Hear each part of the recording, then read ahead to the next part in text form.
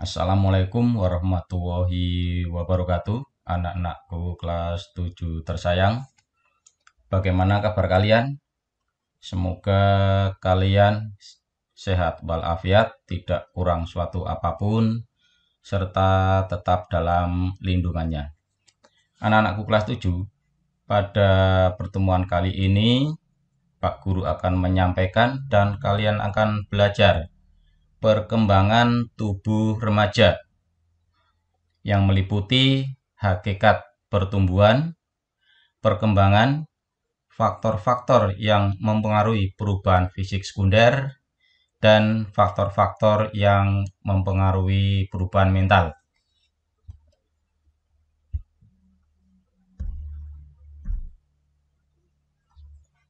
Kompetensi dasar dan indikator pencapaian kompetensi meliputi kompetensi dasar pengetahuan, yaitu memahami perkembangan tubuh remaja yang meliputi perubahan fisik, sekunder, dan mental. Di mana indikator pencapaian kompetensinya meliputi 1. Menganalisis konsep perkembangan tubuh remaja. Yang kedua, memahami karakteristik perkembangan tubuh remaja.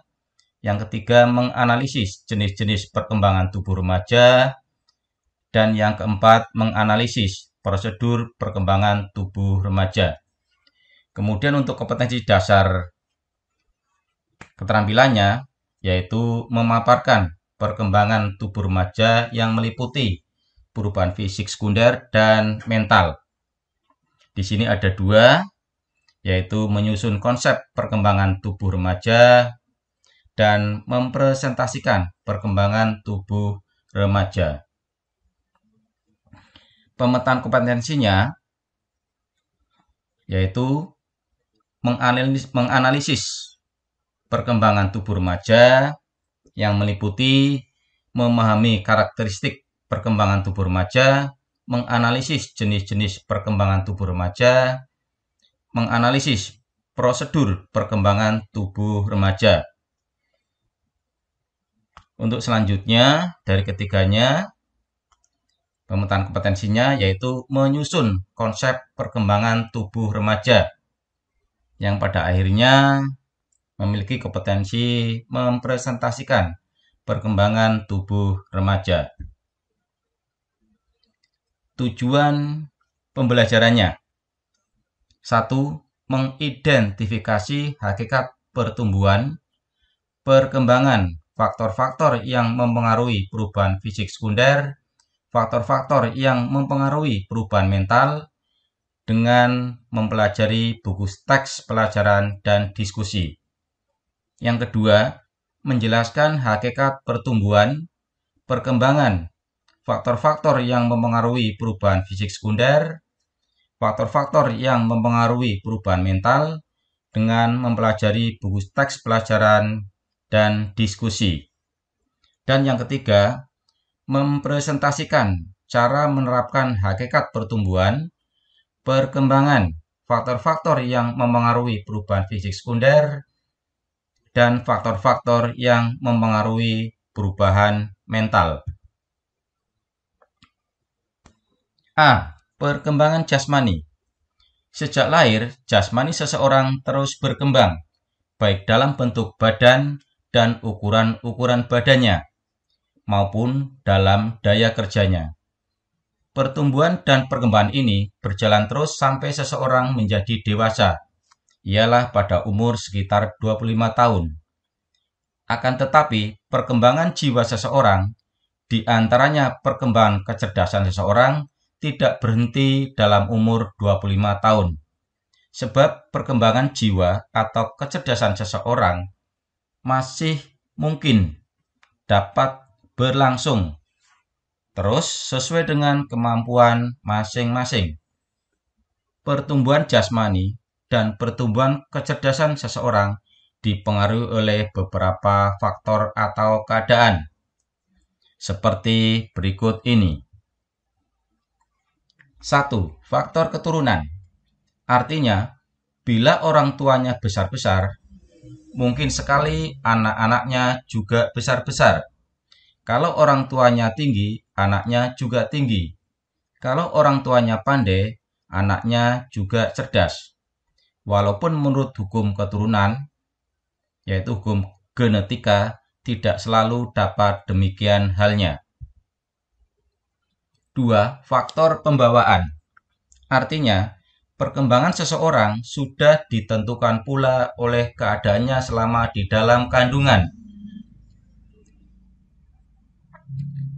Misalnya, ada anak-anak yang lahir dengan kelainan-kelainan pada bagian tubuhnya, seperti busung kepala, bibir sumbing, langit-langit yang terbelah, perkembangan jaringan otak yang tidak sempurna, dan macam-macam cacat jasmani lainnya.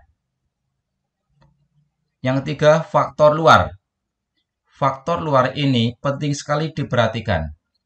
Sebab kalau sebagai akibat faktor keturunan dan faktor pembawaan manusia tidak dapat berbuat banyak, maka manusia pada hakikatnya dapat mengendalikan faktor luar yang sangat berpengaruh bagi perkembangan jasmaninya. Dari faktor luar itu, yang pertama adalah keadaan gizi. Kualitas gizi manusia sejak di dalam kandungan dan pada masa-masa pertumbuhan selanjutnya mempunyai pengaruh yang sangat besar terhadap perkembangan jasmani dan kecerdasan. Para ahli berpendapat bahwa kekurangan protein atau zat putih telur pada waktu anak-anak dapat mempengaruhi pertumbuhan kecerdasan. B. Gangguan kesehatan. Anak-anak yang sering sakit sudah barang tentu akan terganggu pula pertumbuhan badannya, lebih-lebih penyakit yang menaun. C. Rangsangan. Dengan latihan-latihan jasmani atau berolahraga jasmani akan dirangsang untuk tumbuh menjadi lebih kuat dan sehat. Orang-orang yang kurang gerak jasmaninya akan menjadi lemah dan tidak tahan menghadapi serangan berbagai penyakit. Di sini kalian dapat melihat tabel hubungan antara umur, berat badan, dan tinggi badan. Nah, kalian dapat mencocokkan dengan umur kalian berapa. Kemudian untuk laki-laki beratnya berapa, tingginya berapa. Demikian juga dengan perempuan. Kita lihat di situ beratnya berapa, tingginya berapa. Kalian dapat mencocokkan apakah sesuai dengan tabel yang terlihat di sini atau tidak. B.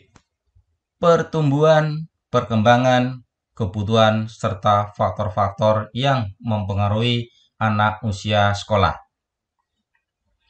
Pertumbuhan dan perkembangan anak usia sekolah dipengaruhi oleh interaksi dan keputusan-keputusan yang diambilnya setiap saat, sehingga merupakan suatu proses yang dinamis. Ada beberapa tahap atau stadium tertentu di dalam proses pertumbuhan dan perkembangan ini. Tetapi, setiap orang tumbuh dan berkembang dipengaruhi oleh faktor-faktor keturunan, lingkungan, dan pengalaman-pengalaman pribadi. Berikut ini akan diuraikan beberapa sifat-sifat dari pertumbuhan dan perkembangan anak usia sekolah dengan menunjukkan kebutuhan kesehatan siswa sehingga dapat dibuat bimbingan, pendidikan, dan pelajaran-pelajaran yang akan diberikan pada usia tertentu. Umur 6 sampai dengan 14 tahun. 1. Perkembangan jasmaninya. A. Perkembangan jasmani relatif lambat dibandingkan dengan perkembangan pada usia sebelumnya. B. Adanya pertumbuhan bola mata sehingga ada kemungkinan terjadinya gangguan penglihatan pada masa ini. C. Kerangka tulang belakang serta ligamen masih lemah sehingga perlu dijaga sikap duduk dan berdiri yang baik. D. Masa pubertas yang terjadi pada akhir masa ditandai dengan adanya pertumbuhan badan yang sangat cepat. E. Telah tampak tanda-tanda permulaan masa adolensia atau masa remaja. Pada anak laki-laki, suara membesar. Pada anak perempuan, membesarnya buah dada serta haid pertama. F. Perkembangan jasmani sangat dipengaruhi oleh lingkungan mental dan sosial. 2. Perkembangan jiwa, emosi, sosial, dan intelek untuk anak umur 6-14 tahun. A. Mulai belajar menghitung, membaca dan menulis, sudah mulai mengadakan konsepsi, simbolisasi, dan belajar mengadakan komunikasi. B. Dimulai suatu perkembangan kepribadian sosial dan mulai menyadari konsep-konsep hidup. C. Pada masa pubertas, yaitu umur 12-14 tahun, energi meluap-luap, avonterisme, dan hubungan dengan orang lain masih canggung. D. Nilai religi atau agama, etika, dan estetik belum mendalam. 3. Kebutuhan umur 6-14 tahun. A. Jumlah makanan yang cukup serta mempunyai nilai-nilai yang tinggi. B. Latihan-latihan jasmani dan istirahat yang cukup serta teratur. C. Tindakan-tindakan pencegahan penyakit. D. Di dalam dan di luar lingkungan keluarga, yaitu sekolah, kepramukaan, dan sebagainya, perlu diberi kesempatan untuk dapat memperkembangkan kepribadian yang meliputi segi sosial dan moral.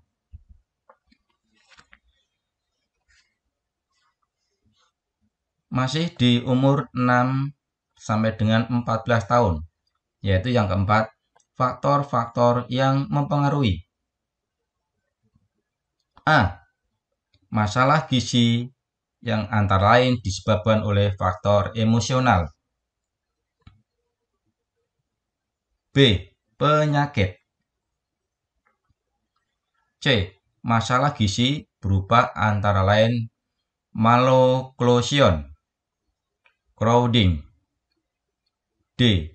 Kontak lingkungan lebih luas sehingga dapat menimbulkan konflik-konflik karena perubahan-perubahan yang dialaminya. Yang kedua, masa adolescensia, yaitu masa remaja. Yang pertama, perkembangan jasmaninya. A. Fungsi organ-organ endoktrin telah mencapai kesempurnaan. B. Penambahan jaringan lemak di bawah kulit atau subkutan lebih banyak pada wanita daripada laki-laki. C. Jaringan otot-otot pada laki-laki lebih berkembang daripada jaringan otot-otot pada perempuan. 2. Perkembangan jiwa, emosi, sosial, dan intelek masa adolescensia atau masa remaja. A. Faktor yang penting ialah perhatian terhadap seks yang mempengaruhi hubungan dengan kawan dari jenis kelamin yang lain. B. Pemikiran sudah kritis juga terhadap kewibawaan orang tuanya. C. Emosi belum mencapai suatu stabilisasi tertentu dan perlu adanya simpati dan nasihat-nasihat. D. Mulai memisahkan diri dari orang tua dan mencari pergaulan dengan teman-teman sebayanya. E. Ada aktivitas dan eksperimental sosial. F.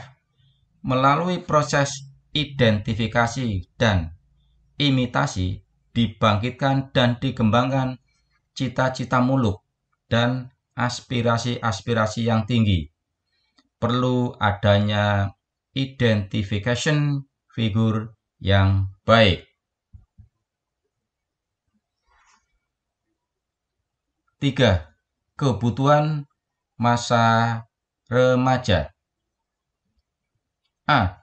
Diperlukan adanya pengertian dari orang tua dan keluarga tentang proses perkembangan dan sifat-sifat tertentu pada masa peralihan ini. Sulit bagi kedua belah pihak, orang tua maupun anak. B. Perlu penanggapan secara perorangan. Jangan disamaratakan semua anak tanpa mengabaikan faktor-faktor di luar diri mereka. C. Perlu bantuan dalam meringankan setiap tekanan atau stres, baik fisik maupun mental. D. Diberikan pendidikan tentang kesehatan dan seks yang diatur dan diselenggarakan secara bijaksana, termasuk pengetahuan biologik dari fungsi alat kelamin. 4. Faktor-faktor yang mempengaruhi pada masa remaja.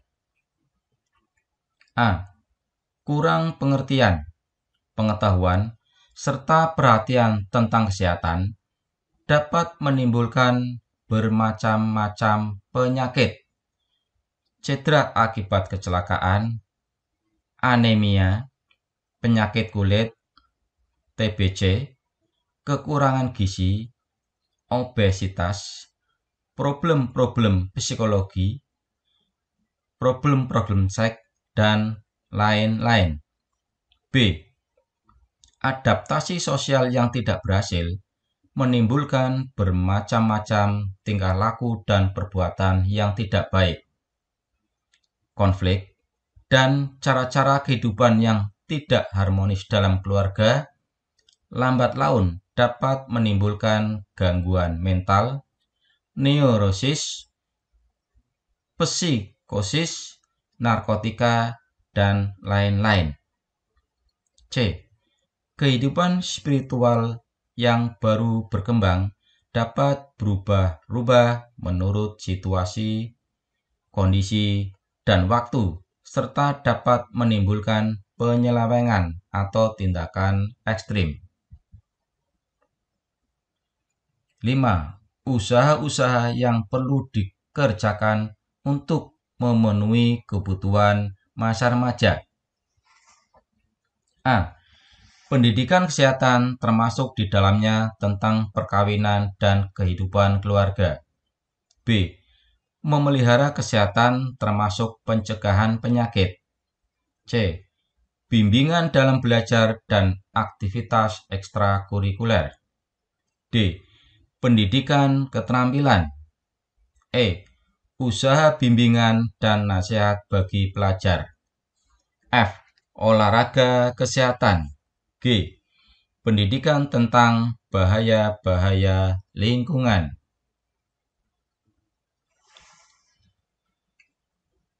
Ciri-ciri anak sehat dan tanda-tanda gangguan kesehatan. 1. Ciri-ciri anak sehat. A. Tumbuh dengan baik.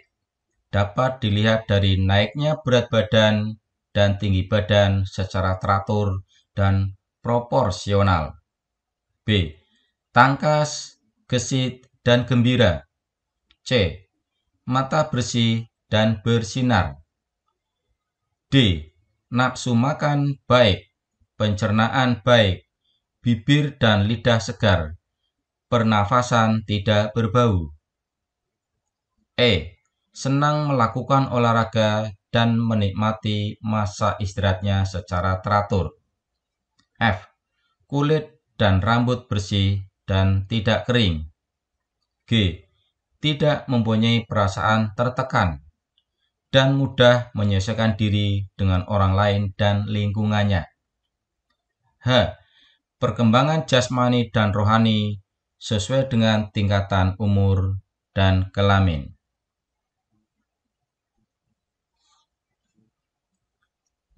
Tanda-tanda gangguan kesehatan. A. Keadaan umum. 1. Kesan umum jelek. 2. Sikap tubuh yang buruk. 3. Lekas lelah. 4. Sangat gemuk atau sangat kurus. 5. Kurang bersemangat dan lekas lelah. 6. Kebiasaan makan yang kurang baik. 7. Kesulitan dalam membaca dan atau mendengar. 8. Tidak melakukan kebiasaan-kebiasaan sehat. B. Mata.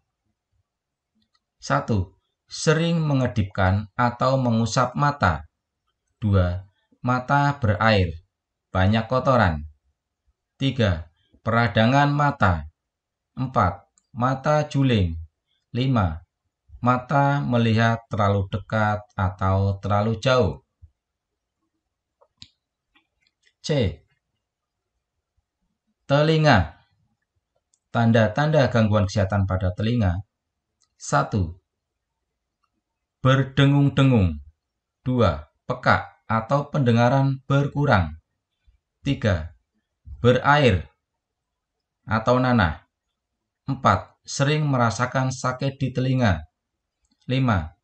Bengkak bawah telinga atau gondongan.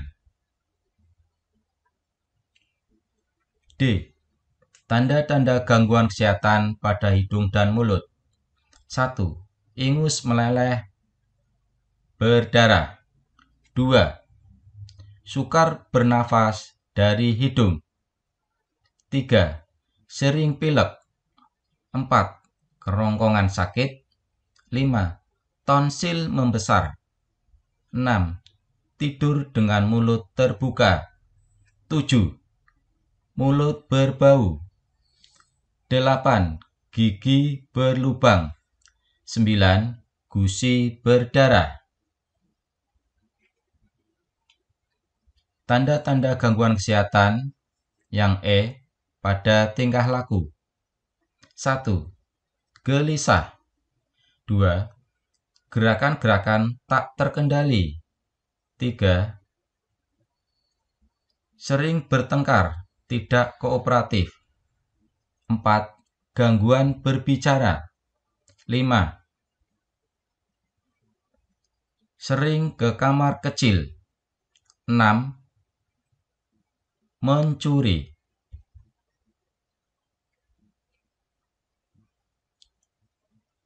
Tanda-tanda gangguan kesehatan yang F yaitu sering tak masuk sekolah karena 1. Sering masuk angin. 2. Sakit kepala. 3. Sakit gigi. 4. Malas bersekolah.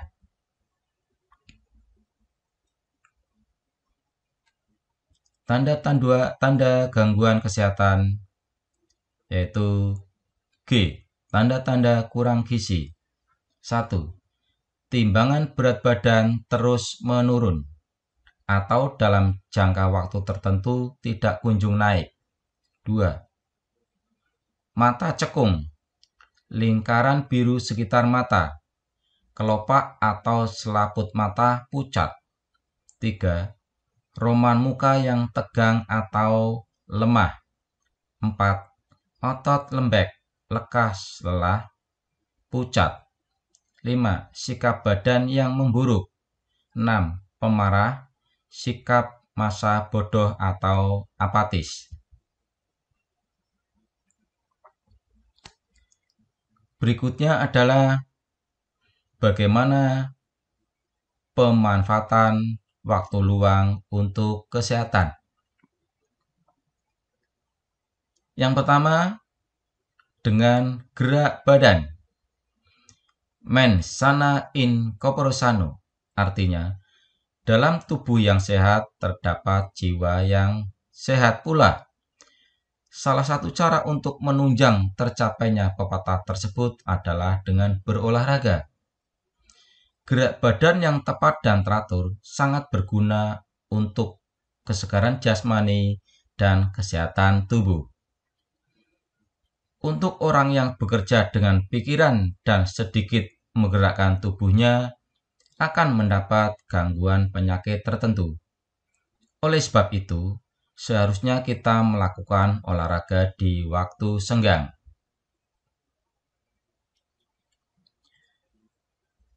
Dampak apa saja yang timbul akibat tubuh kita berolahraga? Dampak berolahraga untuk tubuh antara lain: A. Otot-otot tubuh dengan baik dan serasi serta kelenturan yang baik. B. Pertumbuhan dan perkembangan bagian-bagian badan yang harmonis. C. Memperbaiki otot-otot usus sehingga peristaltik atau gerakan usus teratur dan baik serta menghilangkan sembelit. D. Memperbaiki sirkulasi darah atau peredaran darah. E. Pernafasan dalam dan cepat sehingga paru-paru jadi sehat dan dapat melakukan fungsinya dengan baik. F. Pembakaran hidrat arang dan lemak dengan baik sehingga nafsu makan baik dan pengeluaran kotoran sempurna. G. Sebagai variasi serta rekreasi yang akibatnya secara tidak langsung tercermin dalam air muka yang cerah dan banyak senyum. Pemanfaatan waktu luang yang kedua untuk kesehatan yaitu dengan rekreasi. Rekreasi atau recreation berarti kesukaan atau kesenangan. Pengertian lain adalah menciptakan kembali, mengembalikan sesuatu yang keluar atau hilang. Banyak macam olahraga yang dijadikan suatu rekreasi. Misalnya, berburu, memancing, dan sebagainya. Banyak juga kegiatan yang dapat dijadikan rekreasi. Misalnya, dharma wisata, ke taman marga satwa, ke museum, ke desa yang tentram, dan istirahat di gunung. Kegiatan-kegiatan itu untuk mengembalikan energi yang hilang ataupun menyegarkan pikiran dan penjernihan perasaan yang kalut. Hubungannya dengan kesehatan pribadi ialah didapatkan kesegaran jasmani maupun kesehatan mental kembali, sehingga dapat mengerjakan pekerjaan atau tugas sehari-hari dengan tenaga baru dan pikiran yang jernih.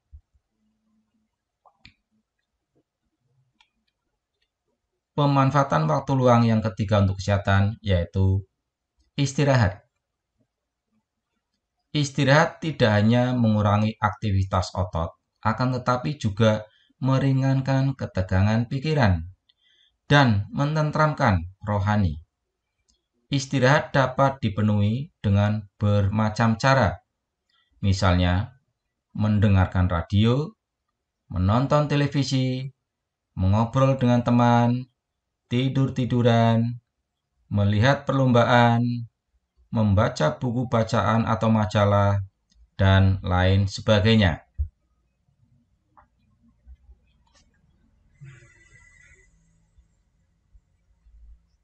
Manfaat atau guna atau fungsi istirahat bagi tubuh antara lain: A. Melepaskan lelah. B. Memberi kesempatan pada tubuh untuk membentuk kekuatan baru. Sebab waktu istirahat sel-sel dalam tubuh menghisap zat-zat makanan yang ada dalam darah untuk membina kekuatan kembali. C. Menambah kesegaran dan kekuatan. D. Memperpanjang umur sel-sel tubuh. Waktu dan lamanya istirahat. A. Di antara jam kerja atau belajar. Pagi hari lebih kurang jam 10, waktu istirahat 10 sampai dengan 15 menit. B. Siang hari sebelum makan siang.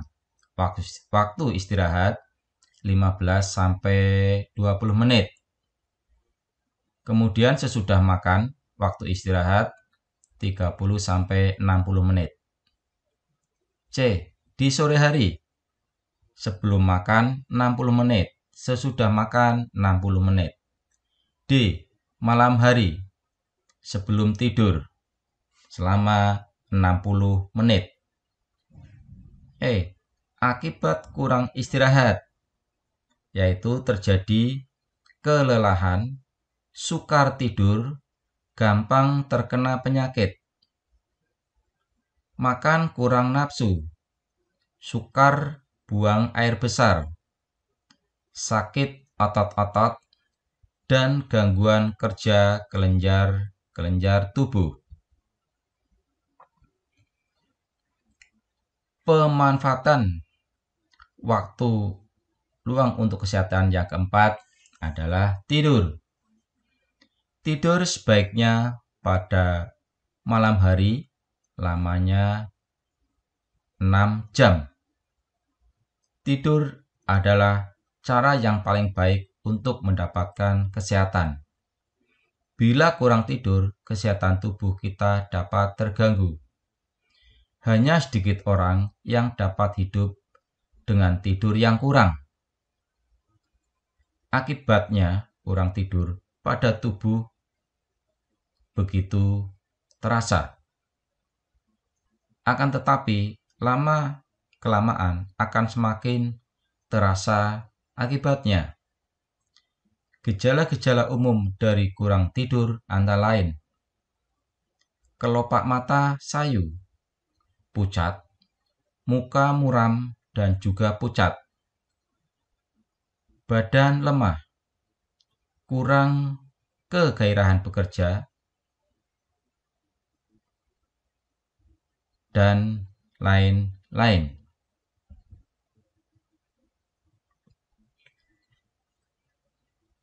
Nah, bagaimana usaha-usaha yang dapat kita lakukan agar kita dapat tidur dengan baik? Usaha-usaha agar dapat tidur dengan baik yaitu: A. Tidur dalam satu kamar, tidak terlalu sesak oleh barang-barang dan tidak pula terlalu penuh. B. Keadaan di dalam kamar haruslah rapi dan bersih. Demikian pula alat yang dipakai untuk tidur. C.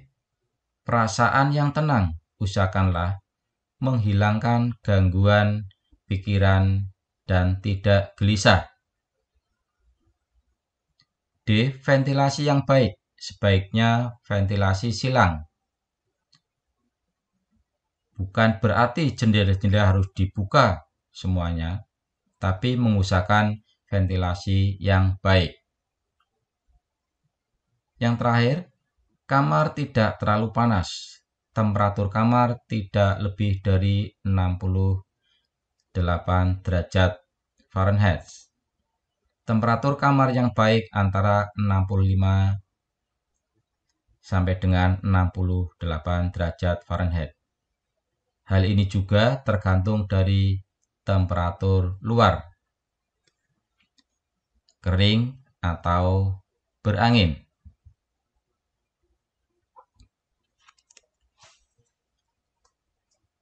Nah, dampak apa yang bisa kita rasakan bila kita lelah? Dampak rasa lelah antara lain: A. Mempengaruhi pusat saraf yang terlihat dengan lekas pusing, tersinggung, bingung, gugup dan tidak tenang, berpikir lambat, kurang dapat menguasai diri. B. Kurang semangat. Perhatian tidak dapat berpusat pada suatu pekerjaan. C. Kurang daya tahan menyebabkan mudah diserang penyakit infeksi.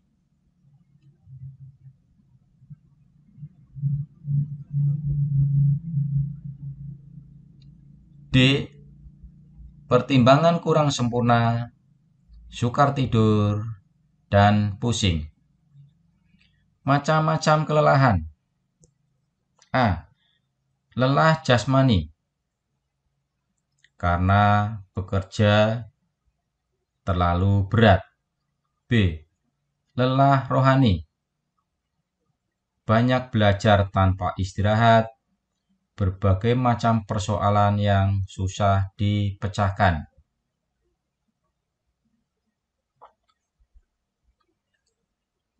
Berikutnya anak-anak kelas 7. Kali ini Pak Guru akan menyampaikan, kalian akan belajar pola-pola hidup sehat, yaitu pengertian dan usaha untuk memelihara dan mempertinggi derajat kesehatan sendiri. Usaha kesehatan pribadi adalah daya upaya dari seseorang untuk memelihara dan mempertinggi derajat kesehatannya sendiri. Usaha untuk memelihara dan mempertinggi derajat kesehatannya sendiri yaitu A. Memelihara kebersihan yang meliputi 1. Badan, yaitu mandi, gosok gigi, cuci tangan, dan sebagainya. Yang kedua, pakaian. Pakaian dicuci, disetrika. 3. Kebersihan rumah dan lingkungannya dengan disapu, kemudian membuang sampah pada tempatnya, buang kotoran, dan air limbah pula pada tempatnya. B. Makanan yang sehat, bersih, bebas dari bibit penyakit, cukup berkualitas, dan kuantitasnya. C. Cara hidup yang teratur. Yang pertama, makan, tidur, bekerja, dan beristirahat secara teratur.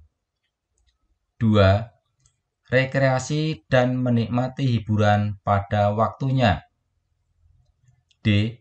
Meningkatkan daya tahan tubuh dan kesemaptaan jasmani yang meliputi 1. Vaksinasi untuk mendapatkan kekebalan terhadap penyakit-penyakit tertentu. Yang kedua, olahraga dengan aerobik secara teratur.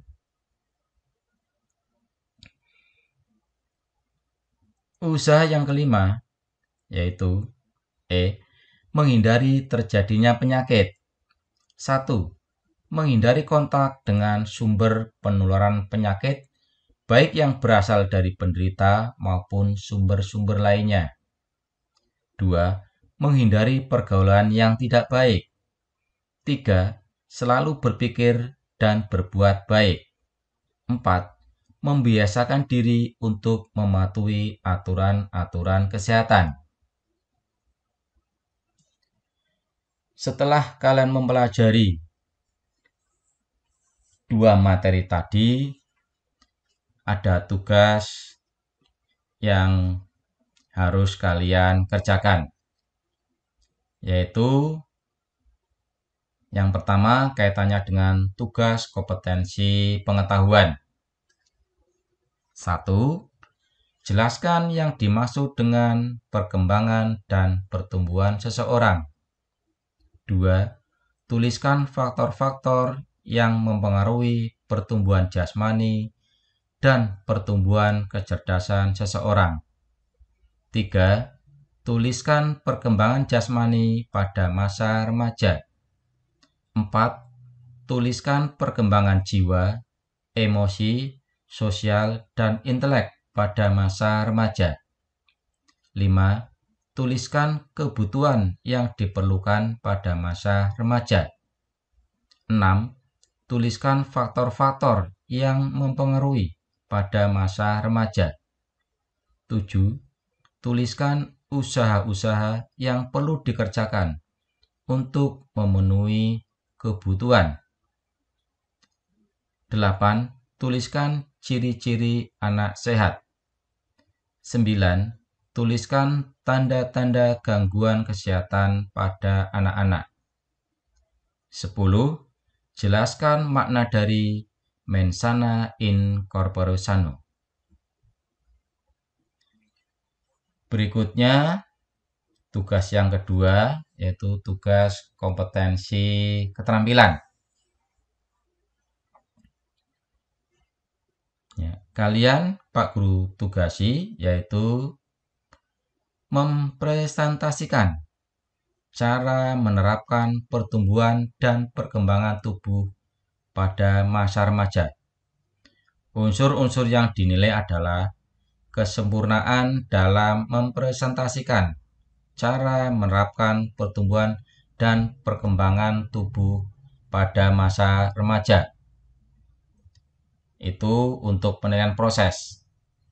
Dan ketepatan mempresentasikan cara menerapkan pertumbuhan dan perkembangan tubuh pada remaja. Itu merupakan penilaian produk atau hasil.